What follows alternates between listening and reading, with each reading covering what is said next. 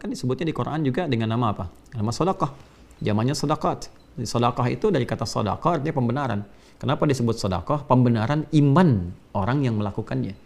Ya, contoh misalnya khudz min amwalihim sedekah, ambil dari harta mereka itu sebagai sedekah, maksudnya zakat di sini. Dikeluarkannya pun disebutnya sedekah lagi dan bentuknya jamak, diambil bentuk tunggal, dikeluarkan bentuk jamak. Coba keluarkannya kan di ayat ke-60 tuh. Surah ke-9, surah 9 ayat 60. Innamas sadaqatu, bentuknya jamak, lil fuqara wal masakin wal 'amilina 'alaiha wal mu'allafati qulubuhum wa fil riqab wal gharimin ya wa fi sabilillah wa ibnis sabil. 8 golongan itu dan dijamakkan sadaqat dari kata sedekah juga. Ya, kenapa disebut demikian? Untuk membenarkan keadaan imannya, karena dia yakin dengan imannya, dia berzakat. Dan manfaatnya oleh Allah dijamakkan. Ketika dikeluarkan, bentuknya jamak, memberikan kesan bahwa pahalanya begitu melimpah kepada orang yang berzakat itu karena membenarkan keadaan imannya, bukan karena membaginya. Ya, jadi kita itu sholat, yang dinilai oleh Allah mulia itu bukan sholatnya, karena pembenaran kita atas keimanan kepada Allah, karena perintah Allahnya kita benarkan karena keimanan kita, itu yang bikin tinggi di hadapan Allah. Bukan sekedar perbuatan sholatnya, tapi keadaan kita yang membenarkan, konfirmasi iman kita. Makanya panggilan sholat kan konfirmasi iman.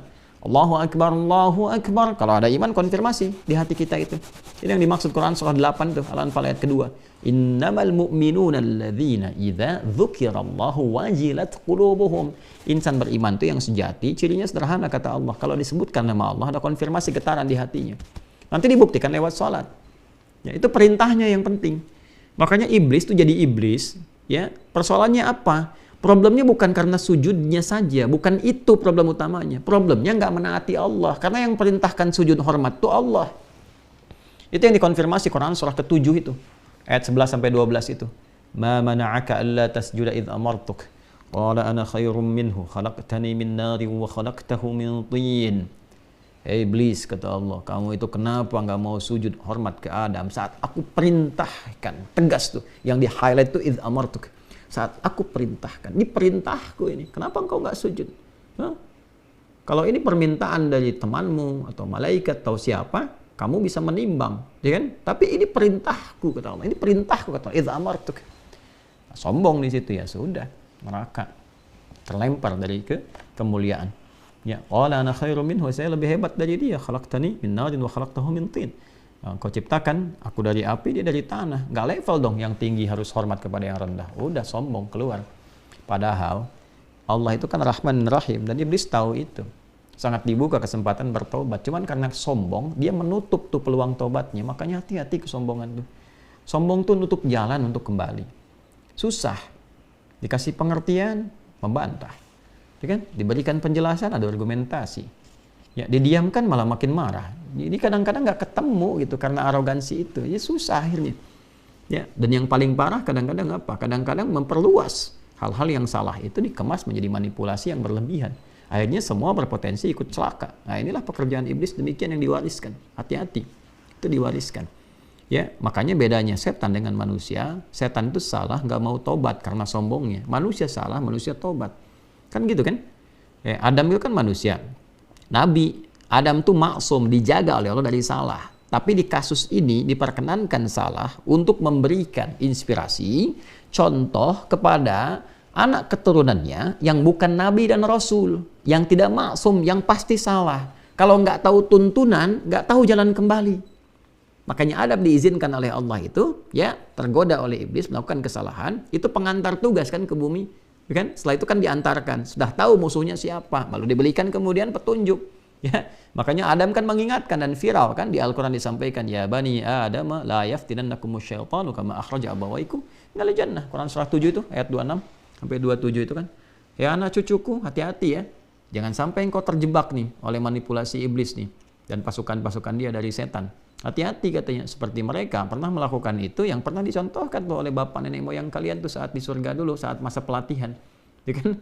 Maka turun kemudian, hati-hati bisa merubah engkau menjadi rendah di hadapan Allah Subhanahu wa taala. Maka bedanya apa? Ketika Adam dengan sifat kemanusiaannya, ya kan, melakukan perbuatan itu, diturunkan oleh Allah sifat apa? Kalimat-kalimat taubat, sifat taubat. Al-Baqarah Quran surah 2 ayat 37 itu. Fatalaqqa Adamu min rabbih kalimatin fataba alaihi. Ya, innahu huwat tawwabur rahim. Maka Adam menerima dari Allah kalimat-kalimat taubat. Di antara kalimatnya apa? Yang diviralkan di Al-A'raf itu kan susunannya kan terus tuh dari ayat 26 sampai 31 itu sampai panggilan dari masjid itu, ya. Viral kan?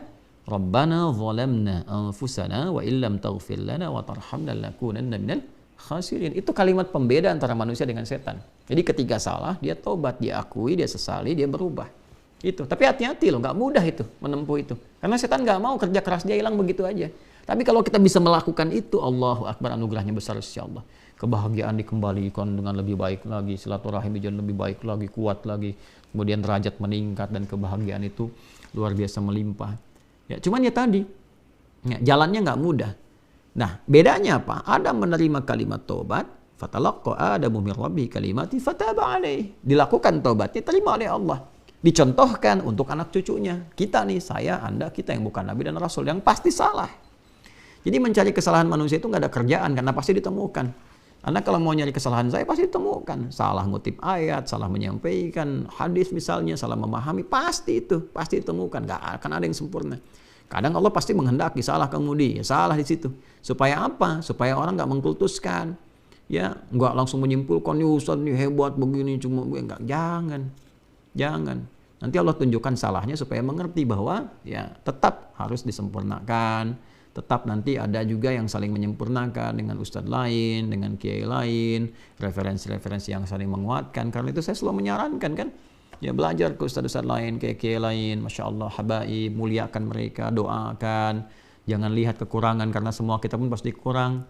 Ya kan lucu, Anda mencari kesalahan guru Anda aja yang murid belum paham ilmunya dan masih banyak salahnya. Ya kan? Nah, maka kita semua senantiasa menundukkan diri, bertawakal kepada Allah, kemudian saling menyempurnakan. Kalau kira-kira salah, ya perbaiki, nggak usah malu kan. Kemudian sampaikan kebaikan itu. Tapi kalau perbedaan pendapat jangan dieksplorasi, bukan untuk menguasai, tapi mengingatkan fadzakir innama anta mudzakir lasta alaihim bimusaitir. Jadi bukan untuk menguasai orang, hanya untuk membawa pada pemahaman sendiri, tidak, buka pada orang ini begini. Saya mengerjakan yang ini, mungkin Anda yang ini dalilnya kita begini. Ya sudah, gitu kan, nyaman, itu furu'iyah namanya. Tapi kalau nanti ada perasaan bahwa fanatis pada yang ini, yang lain salah, itu yang berbahaya. Ya kan? Nah, ini yang coba kita perbaiki sama-sama supaya ada jalan yang benar.